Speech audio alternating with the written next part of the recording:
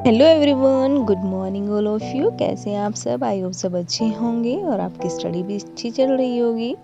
और मेरा नाम है छाया चौहान। मैं एक टीचिंग एस्पिरेंट हूँ, एक हाउसवाइफ हूँ और एक बच्चे की मदर भी हूँ।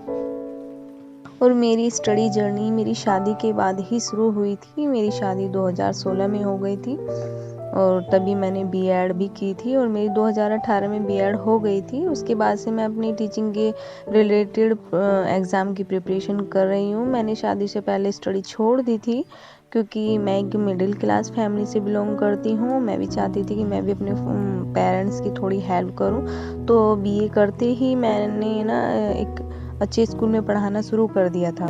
सीबीएसई बोर्ड में मैंने पढ़ाना शुरू कर दिया तो वहाँ पे सैलरी अच्छी मिलती थी और मेरी मेहनत, मैं इतनी हार्ड वर्कर थी, सच में मैं बहुत मेहनत करती थी बच्चों के साथ। तो धीरे धीरे अच्छी सैलरी भी मिलने लगी। जब सैलरी मिलने लगी तो मैंने आगे पढ़ने का सोचा ही नहीं। मैंने मदर मेरी फोर्स करती थी कि चल पढ़ ले, बस मैंने प्राइवेट एमए करके इंग्लिश से छोड़ दिया। उसमें इतने अच्छे मार्क्स नहीं आए। क्यों? मैंने अपनी पढ़ाई में ध्यान नहीं दिया। मुझे बच्चों को पढ़ाने में ज़्यादा इंटरेस्ट आने लगा। मैं ट्यूशन्स लेती थी घर में और स्कूल में जाती थी। स्कूल में से साढ़े तीन बजे आती थी, 2:30 बजे तक आ जाते थे। फिर मुझे ना सिलाई का भी बहुत शौक़ है। मैं सिलाई पे भी सिलती रहती थी। 1-1.5 घंटा सिल के फिर बच्चे ट्यूशन के लिए आ जाते थे तो मैं ट्यूशन भी पढ़ाती थी। फिर मेरा पूरा दिन ऐसे ही जाता था। मैंने कभी वैसे और चीज़ें इधर उधर घूमना हमने कभी नहीं किया। बस अपनी लाइफ को ऐसे ही टीचिंग में ही एंजॉय किया।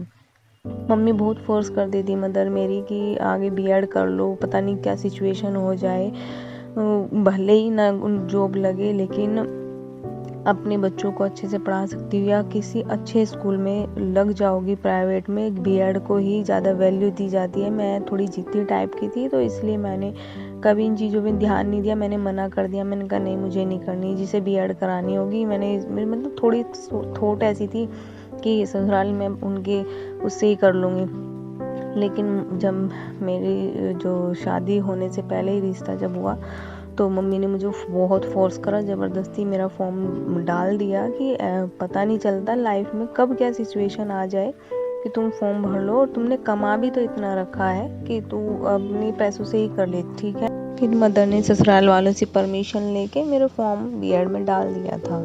तो फिर मेरी शादी हो गई थी 2016 में और उसके बाद से इन्होंने परमिशन दे दी मुझे कॉलेज जाने के लिए। मैं कॉलेज जाती थी। मतलब मेरी सास पढ़ाई को भी बहुत वैल्यू देती है और उन्होंने मुझे काफ़ी सपोर्ट किया। हस्बैंड ने भी छोड़ दिया कि चल कर लो, अपनी बीएड कंप्लीट कर लो। इन्होंने भी कभी मुझे फोर्स नहीं किया कि नहीं मेरे साथ ही रहना है। और मैं बीएड करती रही और अपनी सास के पास ही रही। मैं हस्बैंड मेरे दिल्ली में जॉब करते हैं तो मैं उनके पास नहीं रही, हमेशा सास के पास ही रही। कभी इन्होंने मुझे ये नहीं कहा कि मुझे यहाँ परेशानी होती है कि तुम यहाँ नहीं आती हो। कभी भी मुझे इन्होंने कहा नहीं, कहा चल ठीक है वहाँ रह के तुम मम्मी के पास पढ़ लेगी। मैंने बहुत सी लड़कियां तो सब सोचते हैं कि हस्बैंड के पास जाओ और वहाँ रह के अकेली पढ़ना, मौज मस्ती करना, सब कुछ नहीं। मैं सच में अपनी सास के पास रही हूँ 5 साल। उन्होंने मुझे बहुत सपोर्ट किया है। इतना सपोर्ट मेरी सास और हस्बैंड ने किया है शायद ही कोई कर पाए। मेरी सास ने मुझे काफ़ी सपोर्ट किया है। मेरी खुद की मदर शायद मेरी इतनी हेल्प कर पाती क्योंकि मेरी तुरंत ही शादी के 1 साल के बीच में मुझे एक बेटी हो गई थी। मेरी बेटी को मेरी सास ही रखती थी। मुझे 2-3 महीने मैंने कोचिंग भी की जब तक वो 6 महीने की थी।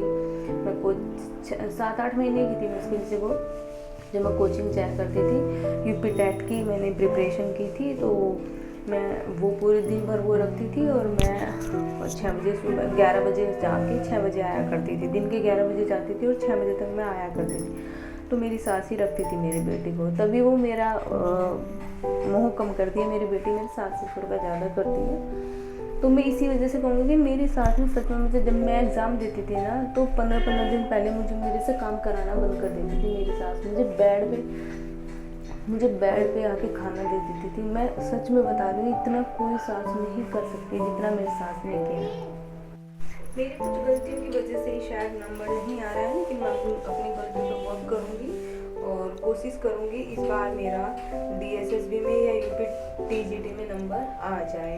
और और फिर इसके बाद हस्बैंड के पास आ गई थी। बेटी का एडमिशन भी कराना था, ये 4 साल की हो गई थी। फिर अब इसका एडमिशन कराया, तब हम यहाँ पे आए और अब मैं यहीं पे स्टडी करती हूँ उनके पास रह के ही। और अब दिन भर के काम ख़त्म करने के बाद मैं भी अपनी स्टडी के लिए बैठ गई थी और दिन में मैं 3-4 घंटे की स्टडी कर लेती हूँ, मुझे इतना टाइम मिल जाता है। बस बेटी है, कभी इसका काम करना होता है, कभी मम्मा ये दो, कभी वो दो, फिर इसको भी पढ़ाना होता है। और फिर मैं कम 3 या 4 घंटे की स्टडी में निकाल लेती हूँ दिन में। और फिर 2-2.5 घंटे की मैं नाइट में मैथ ज़रूर करती हूँ, क्योंकि थोड़ा सा मैथ में मुझे बहुत परेशानी हो रही है। तो नाइट में मैं 2 घंटे मैथ कर लेती हूँ। इस तरह से मैं अपनी स्टडी को मैनेज करती हूँ।